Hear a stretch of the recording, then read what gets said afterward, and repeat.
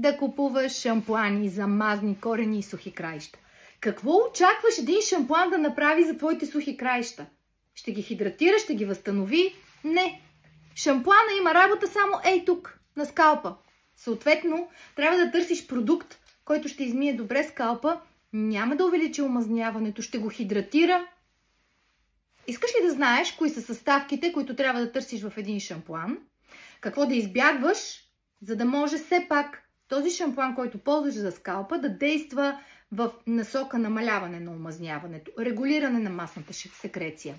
Аз съм Радостина и като истински хеърхолик съм тук, за да ви давам решения за вашата коса, за да бъде тя такава, каквато вие искате. Какво трябва да съдържа един шампуан, който се грижи да не се омазняват прекалено корените? На първо място това са хидратиращи шампуани, които целят да намалят изсушаването и дехидратацията на скалпа и оттам да увеличат омазняването. Какво трябва да търсите? Търсите пантенол, урея, алое. Търсите хидратация. Какво друго трябва да търсите? Трябва да търсите цинк, да има магнези, не всичко на куп, разбира се, но някои от тези съставки, активен въглен. Какво друго може да търсите? Ако има водорасли под някаква форма, също много добре пречат на дехидратацията на скалпа. Търсете азелаинова киселина. Тя се свързва с масните рецептори, успява да намали възпалението и оттам намалява и омазняването на скалпа.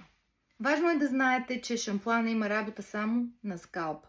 Там почиства скалпа, почиства корените, ако са се омазнили. Няма място по дължините. Не го нанасяйте. Не само шампуан за мазни корени, но всякакъв шампуан.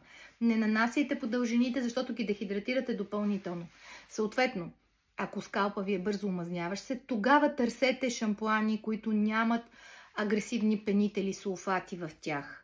На пазара вече има страшно много добри продукти, чиято основна цел е да се погрижи, да бъде измит добре скалпа, да бъде хидратиран, да се попречи на възпалението.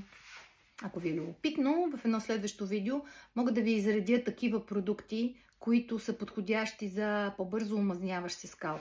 Такива шампуани имам предвид. Тоест те да измият скалпа ви щадящо, да не активират увеличаване на секрецията, да не маскират положението в момента косата да се омазни по-малко, но след 1-2 месеца всъщност да активират по-силно омазняване. Защото борбата с мазния скалп е цял маратон. То не става с един шампуан.